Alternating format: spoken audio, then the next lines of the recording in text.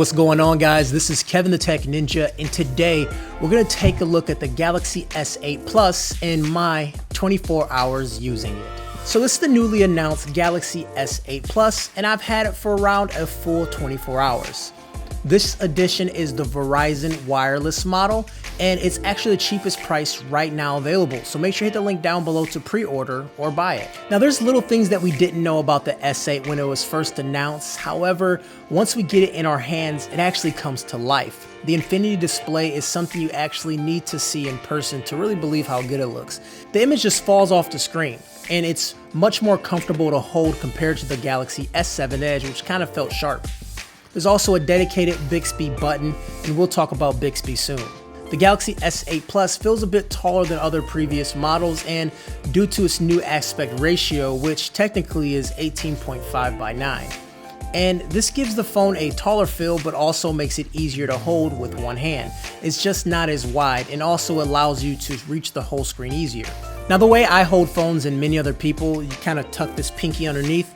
With the S8, you actually don't need to, even the S8 Plus, just because it's not as wide as other phones. Since it's not as wide as other phones and it has this non-standard aspect ratio, you do have a little bit of cropping issues, meaning you'll have black bars on the side when watching videos or playing games, or you can do fit to screen, which zooms in a bit, but you do lose some image at the top and the bottom.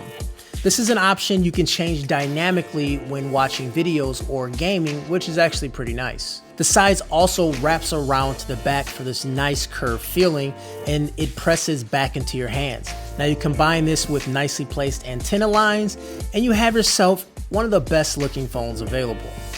The back is wrapped in Gorilla Glass 5 to match the front, which should help with drops and cracking, but it's still glass. It definitely does feel fragile. It gets tons of fingerprints and grime, and it will probably get scratched eventually if you have it in your pocket, just like the front does. So I do recommend getting a D-brand skin. What that does is just a skin that goes on the back of the device, and it will protect it from fingerprint smudges, and also you can customize the look. Even if you don't get a skin, I do recommend getting a case or something to protect this phone, just because it's pretty much all glass. Now there are tons of cases available already, and I'm going to link down below some of the cases I've used and some of the cases I actually like. Also on the back, you'll find the camera, the flash, and also the fingerprint sensor. It's no longer on the front, and no longer is there a dedicated home button, which actually makes me happy. Samsung users are used to that home button, and so that may be an adjustment period for them. They also got rid of the home button to keep the bezels so thin. But no matter how you chop it up, the fingerprint scanner is just in the wrong spot. It should be in the middle of the phone, kind of like what you see with every other phone that has a fingerprint scanner on the back. Pixel XL, fingerprint scanner on the back. LG G6, fingerprint scanner on the back. Any Huawei phones, fingerprint scanner on the back. Now I'm unable to reach the fingerprint scanner without doing major hand shifts, and it's nearly impossible to get to it with my right hand. It feels like I'm going to drop the phone every single time.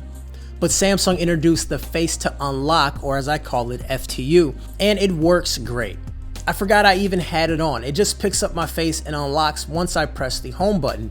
So it's a bit slower compared to the phone where the screen is off and you can just tap on the sensor to wake it up and unlock. But the extra button press isn't a huge deal, but it's just a tad bit slower. There's also the more secure iris scanner. And the reason I say more secure is that there are rumors out there right now that if you have a picture of a face, you can actually unlock the phone. I've tried it with two different phones, and I also printed out a picture of myself.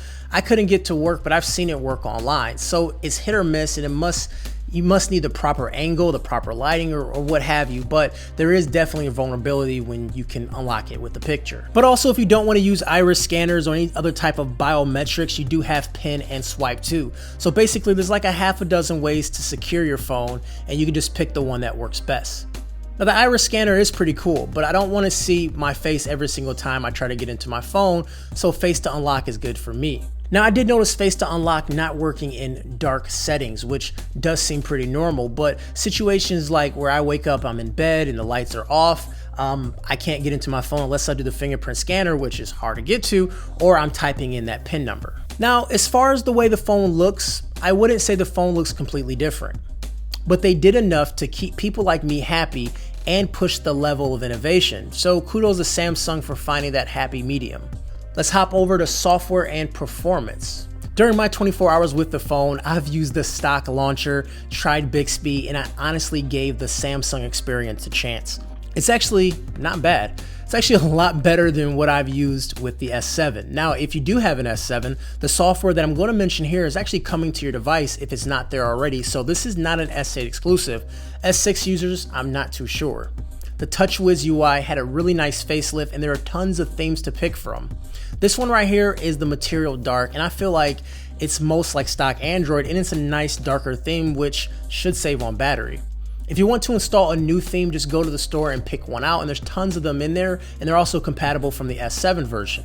However, I will warn you that most of the themes do cost around 99 cents to $2. Bixby is integrated to the phone, which is Samsung's new smart assistant. As of right now, I don't think it's fully working. Typically with tech or anything that comes out these days, there's a day one patch that fixes things or enables different aspects of the actual device.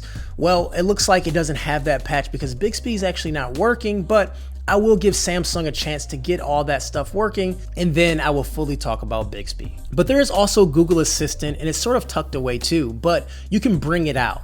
By going to the Bixby menu, you can make sure the Google Assistant is selected as default. It doesn't remap that button on the side, but it does let you say the hotkey to launch it. Now, I didn't say it because I knew it would make your phones go off. Okay, Google. And it also lets you do the home button long press to get into it. Now, speaking of home button, the software home button does feel like the iPhone's force click. You press it in and it feels like a real button clicking. It's pretty nice, and if you're coming from an iPhone, you're gonna really enjoy that, and you're definitely gonna feel right at home. Now let's go back to this display. This is the Infinity display. It's Quad HD, but out of the box, you're not taking full advantage of this. It's only set to Full HD, and you need to go into settings and display to turn on UHD. Also, the phone isn't set to max performance. You have these speed options, which doesn't really tell you what's actually changed all the way. It doesn't tell you if the clock speed is overclocked, underclocked, or normal. You know, it feels like Samsung is handcuffing its own phone to eke out better battery performance. You know, I sort of relate it to like having a Ferrari and you're only going 25 miles per hour, but it's like you want to take full advantage of this Ferrari, but it feels like they want us to stay in these residential zones with speed bumps to go as slow as possible to make the phone last as long as we really want it to last. Now, I do have questions about battery life when you actually take advantage of the hardware, and I'm going to talk about that in my full review when I have a lot of time to actually test each scenario out. The camera is good, and when I say good, I mean it's very good. But if you use the Galaxy S7, then you won't expect anything major from this camera. Although the front-facing camera does have autofocus, which leads to more in-focus selfies, but everything else feels standard. Front-facing images are soft and it feels like beauty mode, and that's a complaint I've had with Samsung all the time because my skin looks good without beauty mode. Here's an image next to the Pixel XL, and then here's an image next to the iPhone. Out of all three phones, the S8 was the softest image, even with beauty mode turned off. But once again, more testing is needed, and the camera does have a Bixby setting in here that lets you highlight an object, sort of like augmented reality. And then it takes that image and searches against something online to purchase it or find more images of it. I'm not sure if I or anyone else would take advantage of that feature, but it is kind of like a cool software tech augmented reality type of thing that Samsung threw in. Regardless, these are my first impressions with the Galaxy S8 Plus 24 hours later. Once again, guys, this is the Verizon variant, and they did provide this to me for just the weekend to use the phone, and want to let you know that they have the lowest price available if you do pre-order or buy it. The link is down below. As always, guys, I'm Kevin the Tech Ninja. Make sure you subscribe to my channel. Also, turn on the notifications because I do have a lot of S8 videos coming to you guys this week and also throughout the weeks. I've shot a lot of videos. So anyways, guys, I'll talk to you later and take care.